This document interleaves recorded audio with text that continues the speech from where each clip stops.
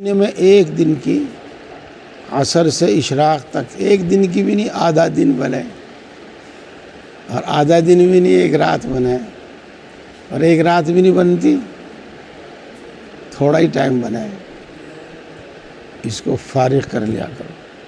اس دن کوئی کام نہیں کرنا ہے، اس دن کام چھوڑ دینا ہے۔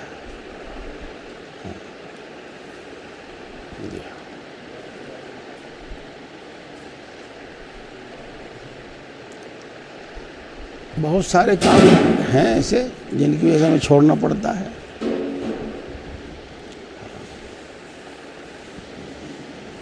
يُنَبَّأُ الْإِنسَانُ يَوْمَئِذٍ بِمَا قَدَّمَ وَأَخَّرَ۔ انسان کو اس دن بتا دیا جائے گا کہ کیا کام تو نے پہلے کیا اور کیا کام تو نے بعد میں کیا۔ تجھے یہ کام پہلے کرنا تھا، تو نے اس کو بعد میں کیا، مؤخر کر دیا۔ تجھے یہ کام مؤخر کرنا تھا، تو نے اس کو پہلے کر دیا۔ ایسا کیوں کیا؟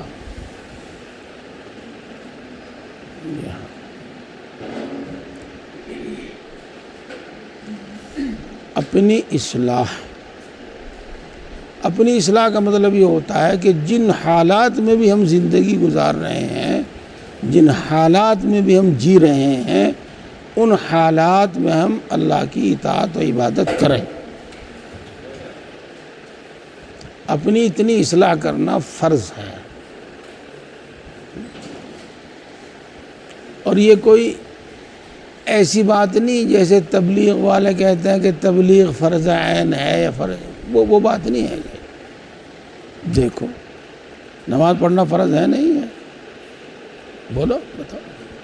ہم بھی تو یہی کہہ رہے ہیں، نماز پڑھنے کا عادی ہو جاؤ، اسی کا نام اصلاح ہے۔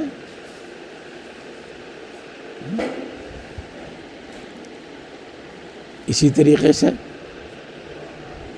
چاہے یوں کہہ لو کہ گناہ کا ارتکاب حرام ہے، یا یوں کہو کہ گناہ کا چھوڑنا فرض ہے،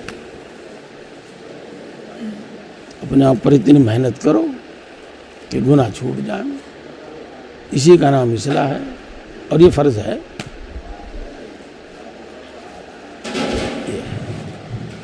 اللہ رب العزت جن لوگوں کو یہ فکر دے دے بڑی خوش نصیب ہے، اور خاص طور سے جوانی میں یہ فکر مل جاوے تو بہت اچھا ہے، بہت اچھا ہے۔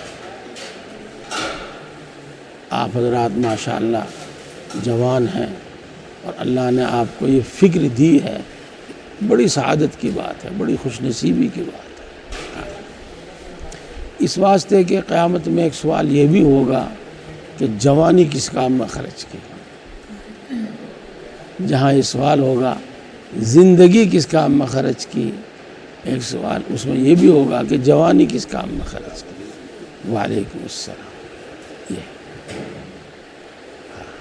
اس لیے جوانی میں گناہوں سے بچ کر اللہ کی اطاعت اور عبادت میں، کچھ نفل عبادت میں لگ جاؤ۔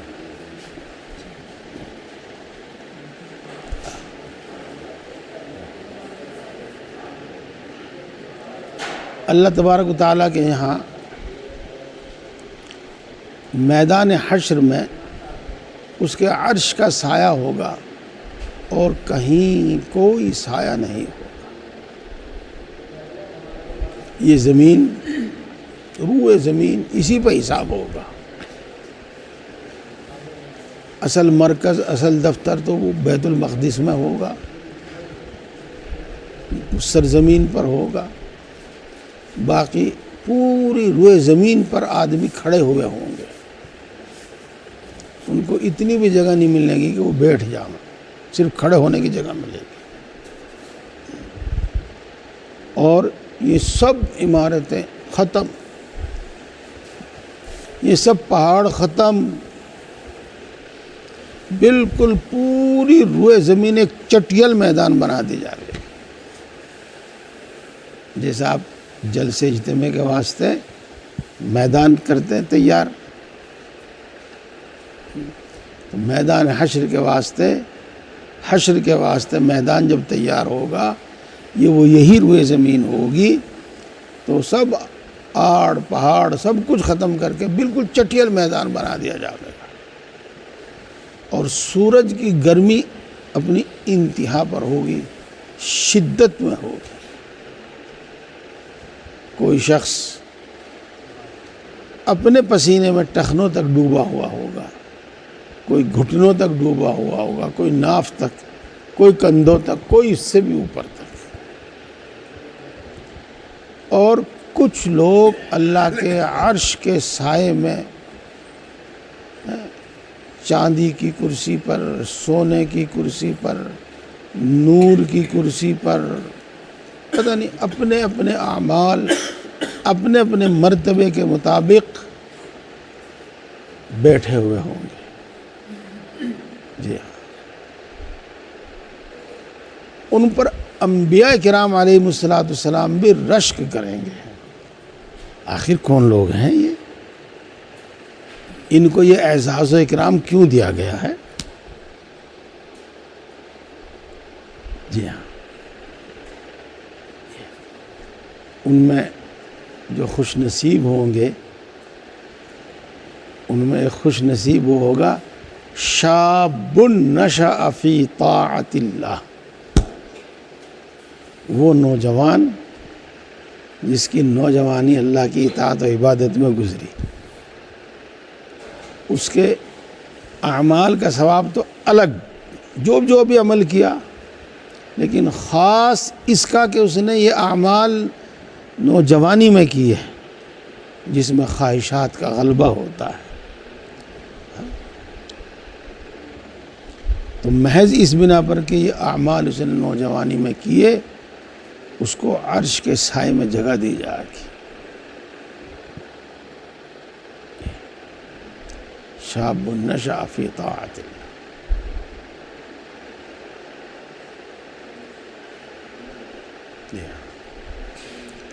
اللہ تبارک و تعالی جنت کی نعمتیں ذکر فرماتے ہیں سورہ ویل للمطففین میں ہے، اور اسی میں ایک آیت ہے فَلِذَٰلِكَ فَلْيَتَنَافَسِ الْمُتَنَافِسُونَ۔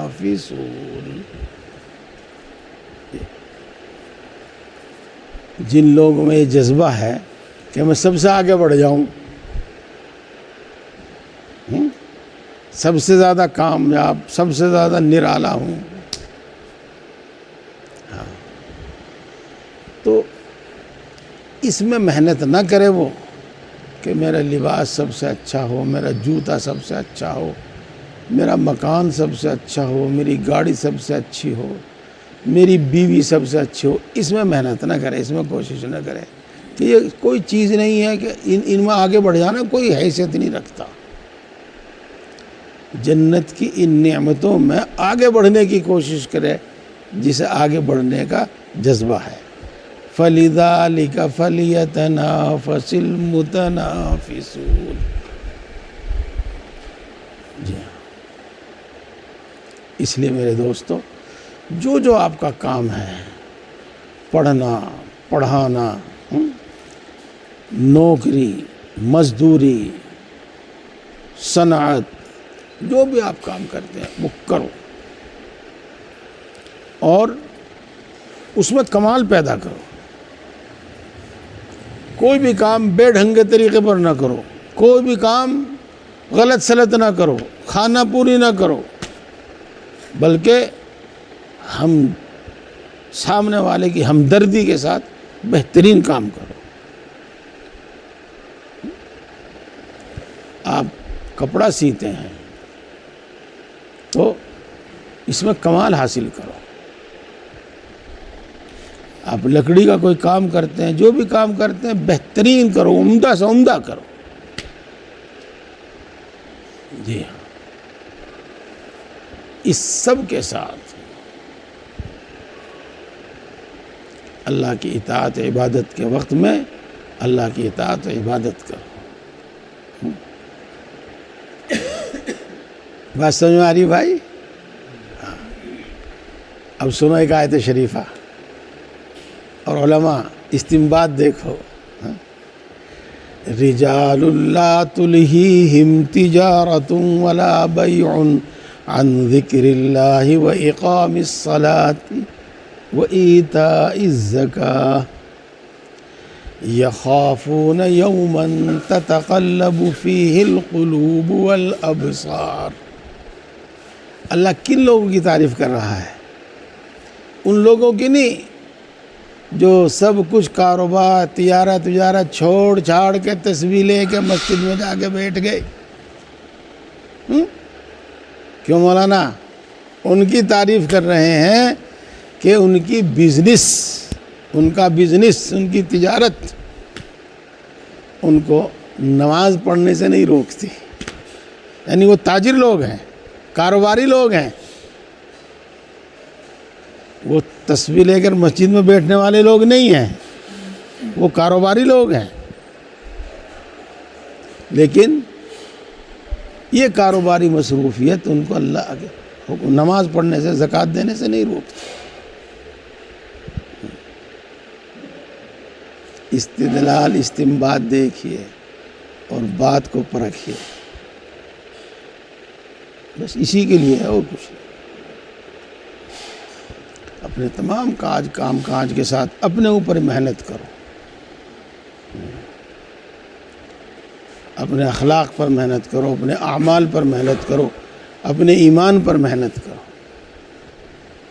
اللہ رب العزت نے محض اپنے فضل سے اتنی وضاحت کے ساتھ یہ بات دل میں ڈالی اور میں نے آپ حضرات کے سامنے رکھی